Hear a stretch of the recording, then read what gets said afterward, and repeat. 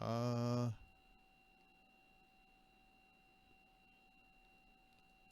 yep, got it. So we're just gonna go for about 40, 45 minutes. I do not have an ad break in between. I did not design this particular episode for that, but I may have just a couple of stuff to show you in between that you would be familiar with that I would ask comments for. If there are any questions and comments from the audience, we take them as well. So let me begin by doing my taped introduction, and then we're going to come back live in the studio and converse. Hang in there, Joe.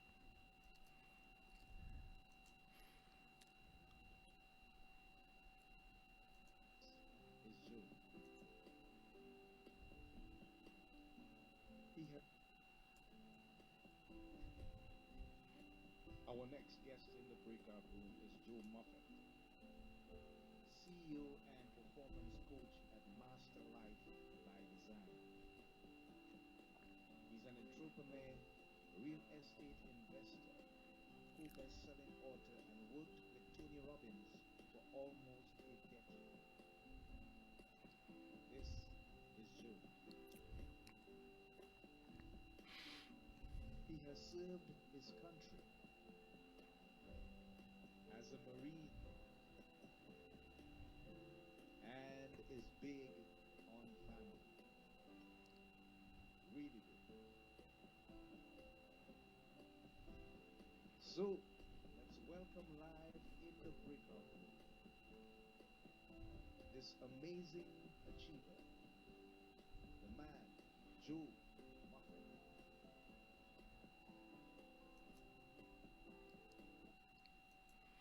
Yeah, and we are live in the breakout room, folks. And Master Life by Design, Joe Moffett, is also in the house. Welcome to the show, Joe. How are you, my friend? How are you doing today?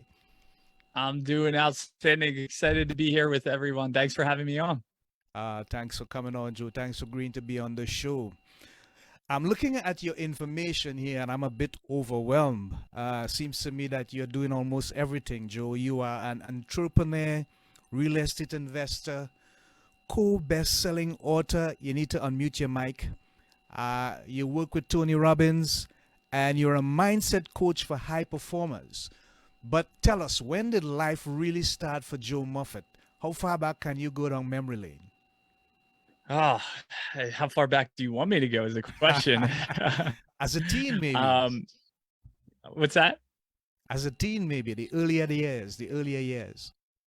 Yeah, so I grew up in right outside of Philadelphia in a small town in New Jersey, and I was one of those guys that I didn't know what I wanted to be when I grew up, right? I wasn't the cool kid initially when I was, maybe fifth grade and on all the way up to high school. When I got involved in sports, that's where I found my passion. That's where I found my love. I love just the ability to work on my skill set, my craft. And I remember basketball was my game, and so I remember waking up 5:30 in the morning because I knew the janitors over the summer would get there around 6 a.m. to get the school ready, and I'd sneak in right after them and then playing basketball all day. And that's where I found my work ethic. I learned it from my dad, but I really found my work ethic that in the summers playing basketball all day in the court working on myself. And so anyway, from there, it was just like, as I started developing and loving sports, I realized that wasn't my future. Obviously, I'm 5'10". I don't have a great vertical. So I felt like I was kind of limited. And I found the United States Marine Corps as I was a senior in high school.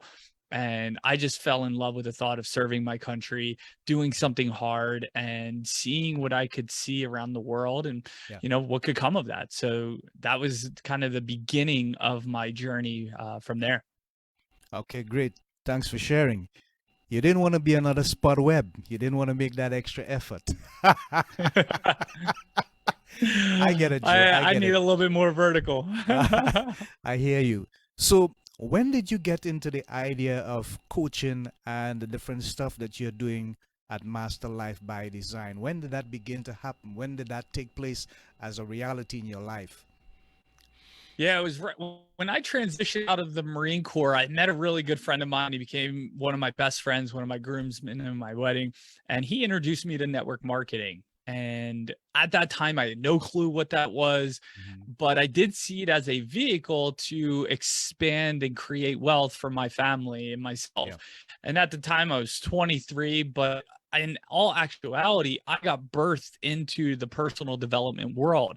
See, I Okay. don't know about everyone else watching today, but I never grew up with books like Think and Grow Rich and The Magic of Thinking Big. I never heard of those books before.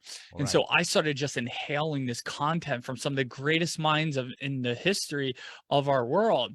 And so that led me to wanting to pour that into other people on my business team. And I realized that the more I helped them, the more money I would make.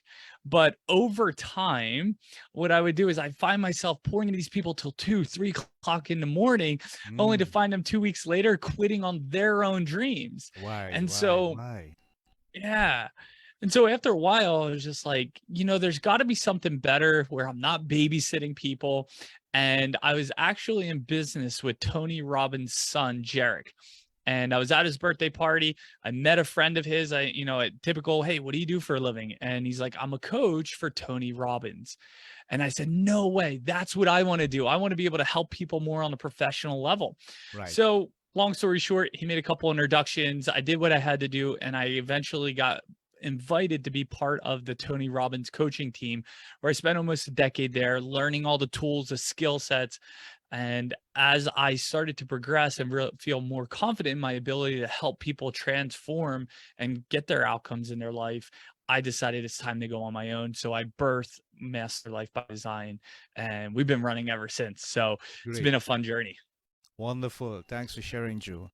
How would you, in your own words, help people to understand what a mindset coach does and the challenges that a mindset coach would face in dealing with a high performer, like a high performer athlete, an artist, an actor, as the case might be? How would you describe it to them? Mindset coaching, performance coaching is really about helping people take those invisible forces that stop them from really achieving at the high Hmm. level or the Yeah. outcomes that they're after. We Right. all have these invisible roadblocks, right? And depending on what the individual is looking to achieve, I'm always looking at why do they have the parking brake on? What Okay. is that?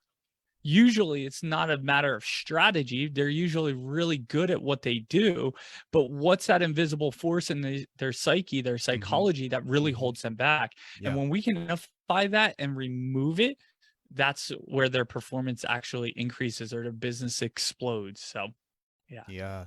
And you have done over 22,000 peak performance calls. That's a lot, Joe. What does it That's take? What does it take out of you? Well, I will say when you're in the Tony Robbins coaching world, there's Uh-huh. no shortage of clients. And I remember I had 100 clients at one point. I was coaching 2 to 3 times a month. Mm-hmm. So you really get some time Yeah. really understanding what people are going through. You start seeing the patterns that people have and looking and seeing that there's different tools and approaches you can use to solve that same problem for that individual and help them. So Okay. it was a really good opportunity to get time in the saddle to get those 10,000 hours to really become a master in what I do. So yeah, Yeah. it's been Great. fun. It's been a long journey though. Intriguing. Glad to know you enjoy it. Is there a Yeah. spiritual aspect to what you do, Joe, with regards to the mindset coaching? I, I really don't bring my belief systems in. I am a Christian. I do believe in God and give all the honor and glory to God. However, everyone comes in with a different belief system and background. And so what I like to do is just really honor where they are and be able to kind of match and mirror the language for them. I know my truth and for them, they know their truth. So we kind of just leave that at the table or at the doorstep, should I say, and it's really about helping them find out what's going to help them get to that next level. So, yeah. Yeah. Yeah. Great. But for your personal life and your personal growth and development as an individual, as a family man, how has that spiritual aspect been of a support and a strength for you? Has it made a real difference in your life? Oh, absolutely. I mean, you're all, for me, I'm always leaning on God because, there's times where things get tough. Yeah, Everyone has these moments in our life where we question, am I doing the right thing? Am I going down the right path? yeah, Where challenges are hitting from every which angle and you feel like you're getting buried under the pressure. And it's yeah, like, where do you lean on? And for me, God's my rock, right? Like that's the God's word for me keeps me moving forward. And so it says in the word that, through faith he is pleased, right? And mhm, so I just yeah, remember yeah. that I have this goal. I wouldn't have had it if it wasn't for him. And so I'm walking on faith even when it's difficult, because that's going to please God. That's what, for me, that's what works best. Yeah, wonderful. Great. I endorse that. Thanks for sharing, Joe. Now, in terms of the COVID-19 scenario, how was it for you guys in conducting business? Were there any challenges that you had to deal with? And I mean, even now we could consider it as post-COVID. What are some of the challenges coming out of that era that people are coming to you for with regards to the right mindset to deal with some of the challenges that they would have encountered during that COVID scenario? Yeah, there's a lot of different angles to play on that, but going through COVID, it was actually a really great thing for our business Yeah. because it gave people time to think. It gave people time to really get into that creation mode. See, most of the time when life is normal post COVID, our wheels are going and spinning. We're going in so many different directions, and we don't always have time to stop, slow down, and to think and to process and to be creative and tap into that. And so during COVID, it gave a lot of these people that I work with time to think. Hmm. And so it was actually a really great time because people were coming. They had so many great ideas on how they could accelerate different areas of their life or business or whatever it may be.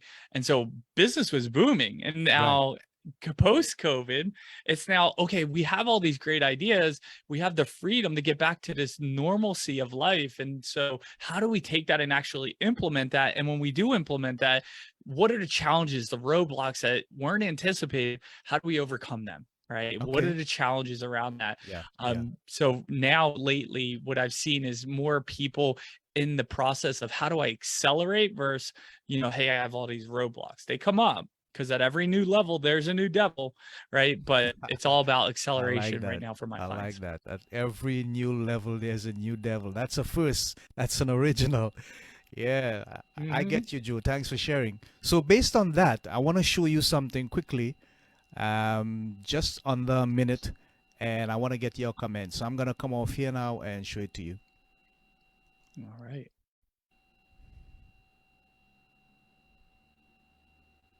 It's just going to take you about 30, 40 years to be able to do that. Pick a Ever wonder why people can become financially free so quickly? Here's a secret that no one tells you about. The secret's this. Most people who are financially free, they choose a vehicle that allows them to accelerate so much faster than every other vehicle out there. There's many vehicles that you can use to get the financial freedom. One of the best ones that I found is through real estate. You could literally create cash flow from having no money in the deal yourself. There's so many different ways of doing that, but the most successful people, they get financially free because they have a vehicle that makes a difference. Most people, they pick a vehicle like a job that limits their ability to accelerate how quickly they can get to financial freedom. Don't get me wrong, you can become financially free with a 9 to 5. It's just going to take you about 30, 40 years to be able to do that. Pick a vehicle like starting your own business or real estate that will allow you to become free quickly. Okay. Okay, Joe. I want to get your comments on that. I don't know when that was taken, but we just found that in our research.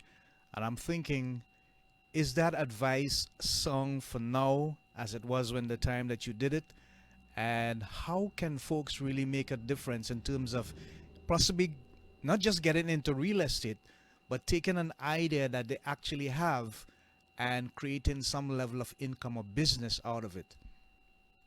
Yeah, that's a really good question. And look, whenever you're starting a business or you're starting something new, getting something off the ground, Yeah. or you're taking new ground, new territory in a marketplace, it's a challenge. It takes energy. You're going to have to wear many different hats. Yeah. And so one of the biggest things that I always tell people when you're looking to create your path to financial freedom, the best thing you can do is, even if you have this great idea, is become a master in something. Master your craft. Yeah.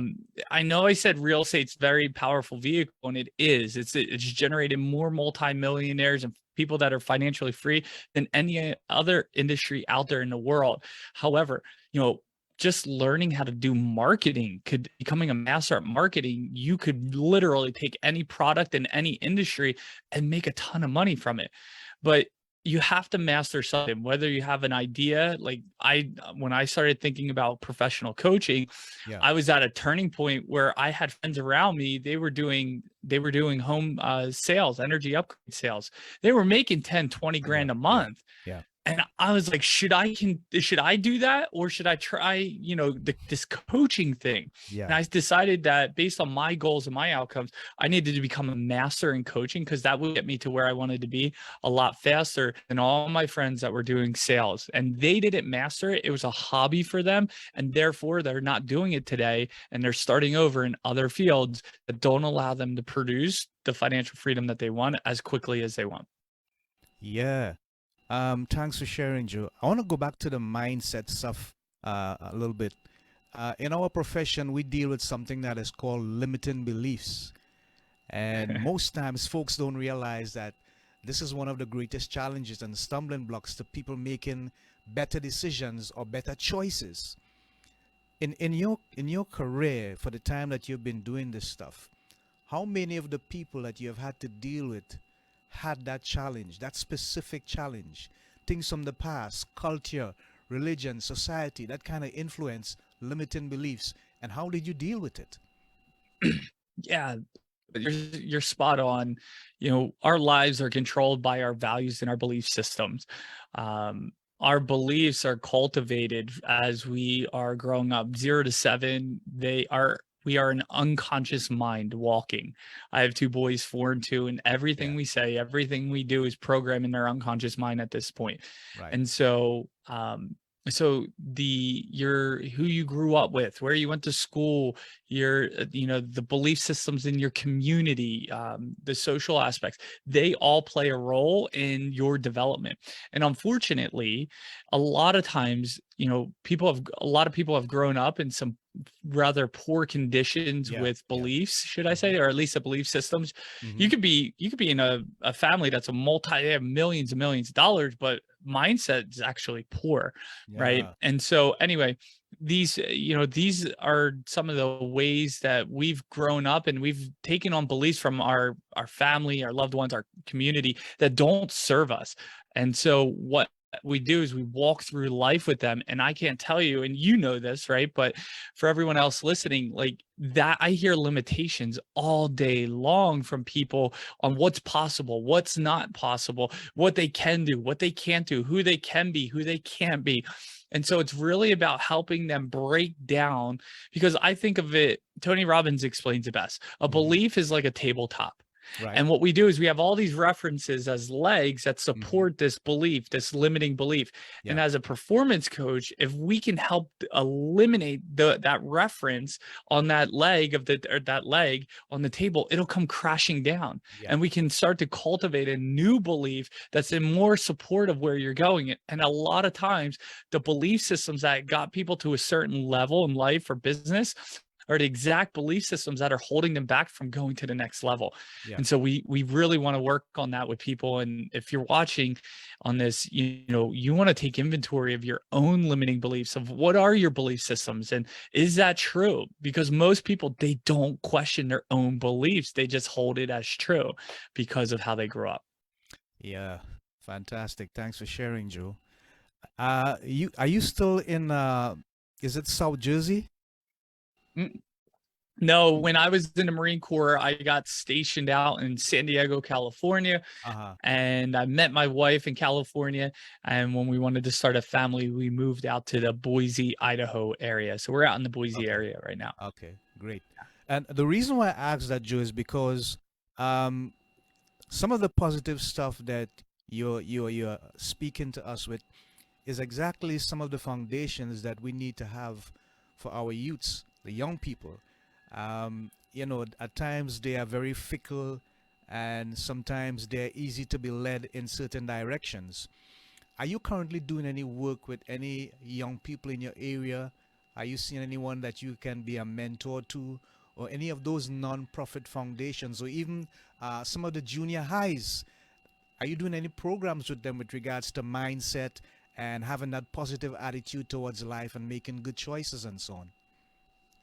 You know, that's a really good question. And the way I think about that, because there's so many areas that we could give our time to, one of the things for me is I like to work with the leaders and influencers that can make an impact, that have the bigger audience that can make an impact on those kids.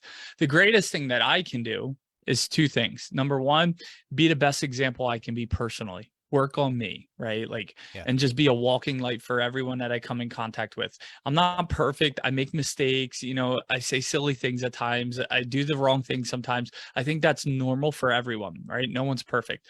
Yeah. Number two is raise my boys to have a mindset that I believe would support them in navigating this ever-changing world. There's so much information out there. There's so many things that are changing within politics and other people's belief systems. And it's like, if I can raise my boys as an example of holding a solid mindset in what we believe is true and not judging other people for what they believe in, but hold true to their knowing and their truth, then I feel like I'm doing my job. And then I'm building my audience, and people follow me on YouTube and Instagram and stuff like that. But I can only be the best example I can be and hope to influence them. There's other people I believe God's called them to, youth, and to be able to speak to that. I don't feel like that's my call. I believe right Okay. now I'm here to help the influencers that do have that calling. Okay. Great. Thanks for sharing, Joe. When it comes to dealing with your own personal challenges, how do you create that balance between your work life, family life, and all the other things that surround? I mean, like balancing your time, the social challenges that you may face from time to time. How do you create that balance, Joe? Yeah, you know, I I want to be careful as I say this. For years I've tried to balance life, and what I Uh-huh. found is I found that it was really challenging, if not Hmm. impossible, to do it, right? Hmm. And then if you think about balance, you know, even if you got everything within balance, like if you Yeah. think of a seesaw and its balance, it's Yeah. pretty boring, right? And so what I've learned to do is, instead of trying to fight life and business and family, is instead of balancing it all, is actually living within the harmony of Oh, life, right? And okay. so, you know, it's like we wake up, you know, I got my boy, my oldest, I got to get ready for school. I take him to school. I come back, our nanny's here. So I'm like, okay, that's my time to really focus on my business and what we're doing and making an impact. And then, you know, hey, when our nanny leaves, it's time to pick up my oldest. My youngest comes with me. And then it's family time. Well, it's bedtime.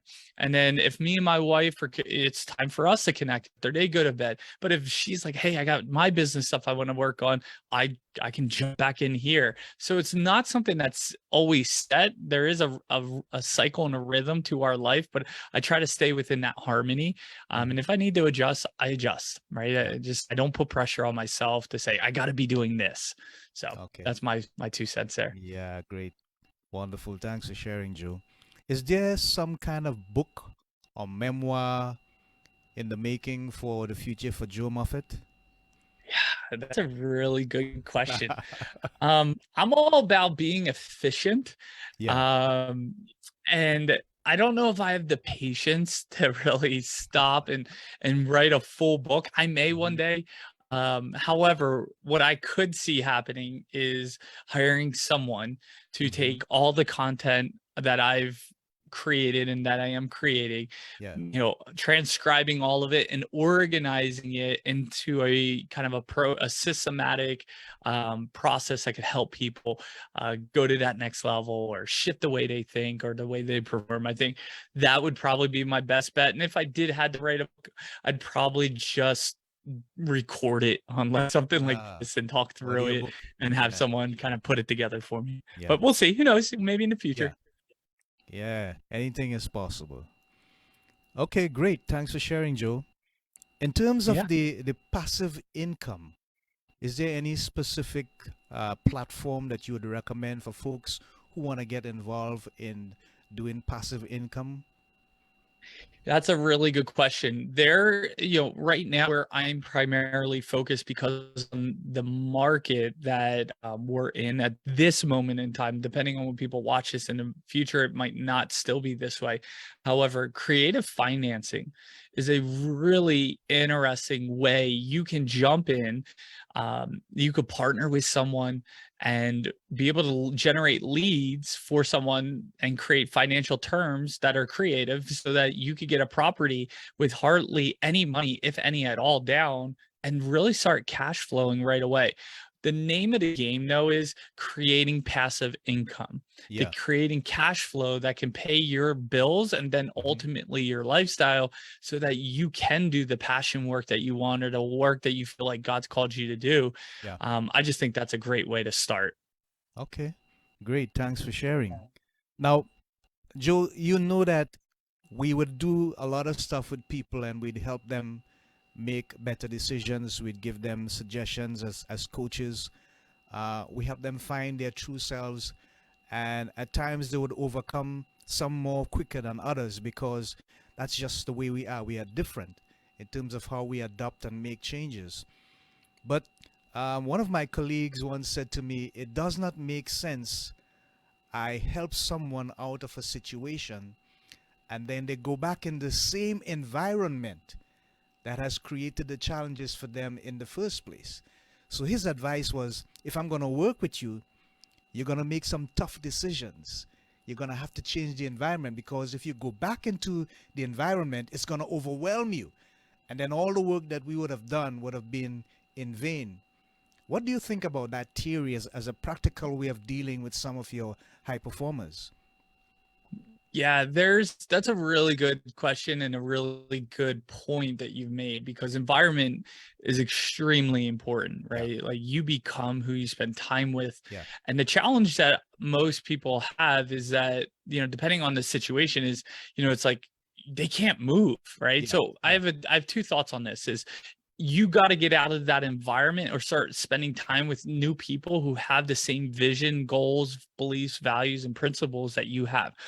That means you could stay in your city, your home, but you start to decide to spend time with different people. If you can move, I think that's great.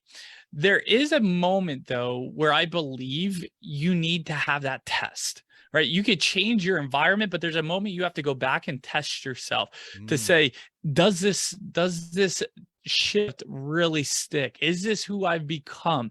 Am I strong enough at this point? And there's obviously some intricacies and like you're not going to take a former drug addict and put them back in a an environment where people are always doing drugs. But I'm talking about, can you change your life, change your environment, your performance, become this greater person that you've always been destined to become, and then go back into an old environment and see, do you shrink down to their level or do you hold the standard and watch everyone raise up to your level? That's the test that you need to see to prove to yourself at times that I am who I became. And it's not a joke. It's not a fluke. This is true. This is who I am now. And I've done it personally. And I think that's powerful. Wonderful. Thanks for your perspective on that, Joe. In terms of advice, if you had the opportunity, and I believe that you do from time to time, young budding entrepreneurs trying to get involved in business, the economy is not very encouraging. Other environmental factors would definitely impact on the decisions that they make. But in terms of the mindset that they're supposed to have, what are some of the things that you would tell them that they absolutely need to do in terms of the way that they think and maybe a paradigm shift they need to make in the way that they process their thoughts? Question everything. You're going to have people tell you so many things. The reality is this, the reality is that. Question it. Why has it got to be that? There was more successful people, more wealth created during the Great Depression than most good times. And so great ideas, great businesses are birthed in the strongest or the most difficult times. So people are going to tell you, you can't do that because, and then you challenge that, question that. The best thing I would do if it was me as I was starting out is like, I stopped listening to all the reasons why I couldn't. I stopped spending time with people who put limitations and put me in a box. And I started getting around more people who said you can. I started spending more time with understanding people who told me why I could do this. And really, what happens most of the time is they look at the external conditions when in all reality, they should be focused on all the internal conditions on why they can. I am persistent. I am confident. I am strong. I am creative. And when you live in that environment, anything's possible at any season, because life, or the economy is cyclical, right? It has ups and downs. We go through seasons. If you can focus on the qualities that make you who you are and put them in the marketplace, no matter what season you're in, I think you're going to thrive no matter what. So that's my 2 cents on that.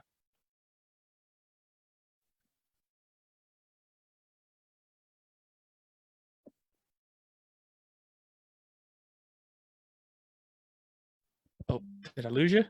By design. Oh, Master Life by Design. That's a podcast, right? Yeah, we have a YouTube channel. Podcast has kind of stopped, but the YouTube channel, yeah. Okay, great. What is the main focus in terms of the content that you put out there, and who's the target audience that you're looking to impact upon with the stuff that you put out? Yeah, that's a great question. So Master Life by Design is about helping high performers create financial freedom through passive income investments and mindset. And the goal really is to help people create financial freedom through passive income so that they can see that there's more to life than money. I think so much of my life, and I believe from a lot of people I've worked with, we chase money because we think it's going to give us something, but it's really just a means to an end. Right. And so I want people to see that, go get your financial freedom, to see that's not the most important thing. That's the beginning step. Yeah. Now you can go out and do things that you can contribute back to and the impact that you want to create. And I really love working with people who they got things going on. They just feel stuck. They feel trapped. They don't know how to be able to gain their freedom. And so we can start walking them down the path. And I'm actually helping create a mastermind currently that we're going to be launching here in a couple of weeks, where we're going to teach people how they can actually go from A to Z and creating a deal, especially commercial deals that have higher cash flow returns, so that they can be able to create financial freedom faster, be able to participate while they learn, and it just creates a win for everyone. So it's really about helping people gain their freedom to see that there's more to life than just money. Yeah. On that note, I've got this to share with you. Uh-oh. It's all good.